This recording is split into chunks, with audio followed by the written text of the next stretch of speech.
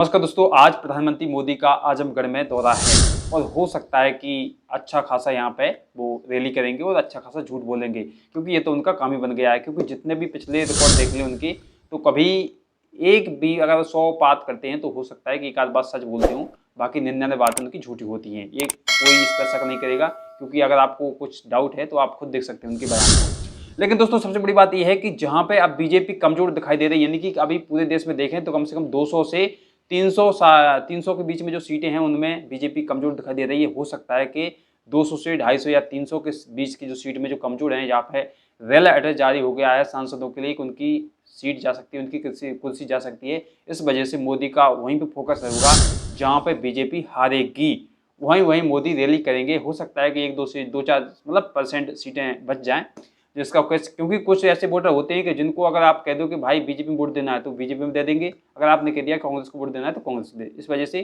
5-10% vote जो इधर उधर होता है, तो हो सकता है कि मोदी के जो बहकावे में झूठ बोलने में वो आ जाएं। लेकिन दोस्तों, सबसे बड़ी बात आप ये आज करने वाले हैं कि क्या मोदी जो रैली करेंगे जहाँ पर समाजवादी पार्टी का गढ़ है या कांग्रेस का गढ़ है या बीएसपी का गढ़ है, तो क्या वहाँ पर फर्क पड़ेगा? जी हाँ दोस्तों, फर्क पड़ेगा, पर बहुत ही नामात्र का पड़ेगा। जो 1-2% वोट बैंक इधर उधर होगा, क्योंकि जहां पे अगर बात करें आज आजमगढ़ की, तो आजमगढ़ में अब इस बार यानी कि 24 के चुनाव में निरहुआ को जीतना बहुत ही मुश्किल है। ये कह लीजिए कि ना के मात्र है। हो सकता है 99% तो समाजवादी पार्टी की सीट है। अभी मैं बता देता हूँ कि इस बार वहां से आजमगढ़ से निरहुआ नहीं जीतेंगे। आप ये लिख के ले लें और नोट भी कर लीजिए। लेकिन दोस्तों, मैं आपको एक बात और बता देता हूँ कि इस बार बहुत बड़ी फाइट है पूरे देश में। कह रहा हूँ मैं, कम से कम 200 से 250 सीट विपक्ष के कब्जे में अभी आ चुकी हैं, यानी कि इंडिया गठबंधन और जो अलायंस है बाकी उनके कब्जे में है। इस वजह से मोदी अब तिलमिलाए और अमित शाह तिलमिलाए फिर रहे हैं। लेकिन बिहार में भी इस बार अब बहुत बड़ा टकराव होने वाला है, क्योंकि बिहार में भी अब कम से कम 15 से 20 सीटें आरजेडी के लीजिए या फिर कांग्रेस या इंडिया गठबंधन के हवाले में या कब्जे में आ चुकी हैं। इस वजह से अब प्रधानमंत्री मोदी देख लीजिए या फिर अमित शाह देख लीजिए या फिर बाकी आईटी सेल वगैरह जो भी है बीजेपी की, वो देख लीजिए, तो वो अब तिलमिलाए फिर रहे हैं, क्योंकि हो सकता है कि इस बार सत्ता जाने वाली है। इस वजह से दोस्तों, जो एसबीआई ने अभी उनका जो पैसा छुपाया है कि जो 16,000 करोड़ जो जितना पैसा था, तो उसको बता दिया कि हम बाद में बताएंगे, अभी नहीं बता सकते हैं।